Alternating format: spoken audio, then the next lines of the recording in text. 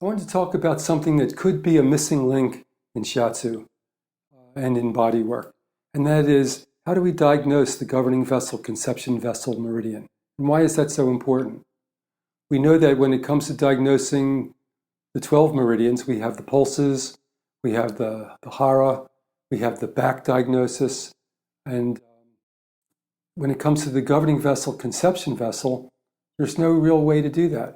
No way to tune in and to evaluate. In a lot of the books and literature, it says that the governing vessel, which means also conception vessel, because in the end it's one meridian. Even though we say conception vessel, governing vessel, one flows into the other in a continuous figure eight outside and inside the body. So I'm just assuming for now on when I say governing vessel, I also mean conception vessel. And so a lot of the literature says that the governing vessel, it regulates all the other meridians. And I would go further than that, because if we look at how the meridian system developed over time, the original meridians were this governing vessel, conception vessel, and it was very much connected to the motion of the original cells that we found in the ancient ocean. And from there was development, multicellular organisms, and eventually, after millions and millions of years, we had the human being emerge, and with this meridian system. So actually, the 12 meridian system, each meridian is a fraction of the whole energy system, which is the governing vessel, conception vessel. It's like when white light goes through a prism and it breaks into the 7 colors. Same thing is that as the governing vessel, conception vessel, move through the development of evolution, it then subdivided into the 12 meridians. So that's how we can look at it, not like it governs, but that they are the same thing, and that each meridian is a component of the larger meridian, which is the governing vessel. So it's really important, it's really fundamental to understand how can we diagnose this meridian. And we can also understand that one difference is that the 12 meridians came later as evolution took place, whereas the governing vessel, conception vessel, is there right from the beginning in the ancient cell, the motion of the ancient cell. And so it's very primitive. So therefore, we have to take a more primitive idea to understand how we make the diagnosis. I've written a lot about this elsewhere, and a lot of the information is on our website, so I would invite you to go there. My second book, called the Shiatsu Shintai book, has a detailed explanation, so I'm not going to go fully in depth. But I'm just going to say that the governing vessel, conception vessel, comes from the energy produced at conception when the sperm and the egg collide. They come together. What the sperm brings is this wave-like energy to what now becomes the byproduct of this collision. And that sperm-like energy has this tendency to move upward and outward. And so the manifestation of that takes place as the fetus develops, as the body develops, that this energy becomes the energy that moves along the outside of the back in a kind of wave motion. It's the governing vessel meridian, and that physically manifests as the spine. Now, I've just gone over that really quickly, and as I said, there's other literature that you can get that will give a lot more detail about that. Now, the energy of the egg, which combines with the sperm, this is moving more downward and inward. And this becomes more the conception vessel part of the meridian, and it's related to the hara. So also when we take notice to how the hara as a whole, not breaking it down into meridian areas, but the whole hara, and we get a sense of that, how that feels, what's the consistency, what's the energetics there, That gives us an idea of the conception vessel part of that. What I'm going to focus on right now is the governing vessel spine part, because we don't have a pulse for governing vessel, conception vessel. We don't have an area in the hara. We have a liver area, we have a lung area, a large intestine area, but there's nothing for governing vessel and spine, and we don't have a pulse for that.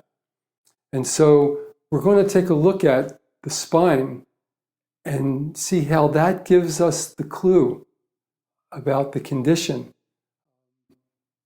of the governing vessel, and also the interoperability of this governing vessel with the other 12 meridians and with the body's energy system as a whole. Because if we take a look at the path of the governing vessel, it also intersects with all the chakras.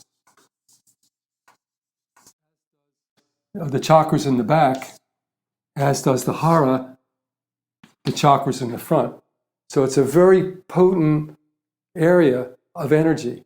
Not only the governing vessel, which is then dividing into the 12 meridians, but also it's interacting and exchanging information with the chakras. So it's a very powerful line of energy.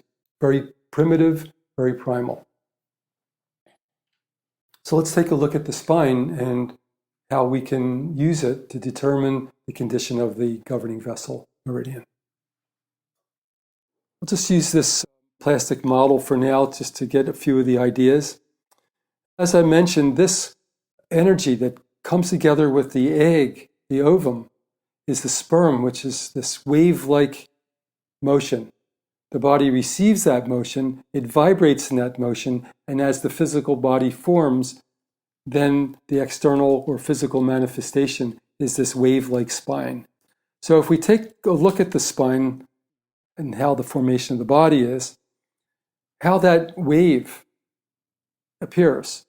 So if it's got too much depth in one place or it's flattened in one place, this means somehow that there is a lack of energy, a lack of movement through the core of the spine. And so we'll start to either become undercurved or overly curved, and that's one indication. The other thing is that when we work with the client on the back, and I think every treatment includes that, we can do various techniques that we've learned, and there are specific techniques that you can learn working with the spine, but not just to focus on the physical spine, the vertebrae, but also how that's showing us the condition of the governing vessel. So if we find that the spine has a rigid sensation, not flexible, then it shows that there's a lack of movement. There's a stagnation of the governing vessel. And that's very important because it means that the intercommunication between the meridian system, its regulating body or governing vessel, is breaking down. It's not coordinated. And then there's going to be conditions coming from that, symptoms coming from that. So we really get to like a very primal core reason for either balance and wellness or sickness and unwellness. We can use techniques that test the flexibility, as an example of each vertebrae or for sections of the spine, and get a feeling, does it have like a give, like a spring to it? That's a healthy sign. But if it has a sensation like, no, don't move me, or I'm not moving, then this is a rigid sensation. And so it shows, again, what I've said before, that there's a lack of movement, a lack of flow through this part of the governing vessel meridian. And the governing vessel is more diagnosed by its upward external manifestation, spine. And as I said before, the conception vessel has more of a downward inward, and so it's more understood by the hara. In the end, we need both of them to understand the whole primal system of governing vessel, conception vessel. Okay, so just wanted to put my hands on a live person here and go over or repeat a couple of things. One is that we just take a look at the curvatures and try to understand if it's a little bit flat in certain areas or there's a little bit excess curve. This can show us that there is some kind of excess or stagnation or lack of flow in the governing vessel. Another thing is techniques that address each individual vertebrae. Now, these are diagnosis. So if it's rigid, as I said, or if we notice that the vertebrae seem to be out of alignment, like displaced left or right, sometimes you'll feel a vertebrae that seems to drop down under the contour of the other ones or extend out from the contour. These are all signs that there may be some kind of malfunction in this meridian. We're also treating as we're diagnosing. So I'm going here and pushing into the vertebrae in a way I want to feel like if it has a give, like a springiness to it. Or if it's, again, saying, I don't want to move like that. No, I'm not going to. That means that there's a rigidness there. And that's an opportunity in the sense that when we can encourage the body and use various techniques that we have to free these vertebrae, to restore the movement along the spine, then it's going to help bring improvement to the condition of the receiver. Another thing that we'll notice, and this is just a short demonstration, is that as the vertebrae release and the flow of the governing vessel becomes more active, we usually see an increase of the breath. And the breath takes the form of a wave. So as they breathe, you get the feeling that there's a wave motion going through the spine. So as we're looking for those rigid areas and applying various techniques that we learn along the way, we work either with the musculature, we'll work with the meridian, we'll work with the structure in a way that frees up that sensation. It reintroduces that springiness, and you can feel this change take place within a treatment, within 2 or 3 treatments. Then this breath factor starts to come into play. And a lot of times when you get even just a incremental release, because it doesn't take a lot to allow a lot more energy to flow, then right there in that moment, there'll be a significant increase of the breathing.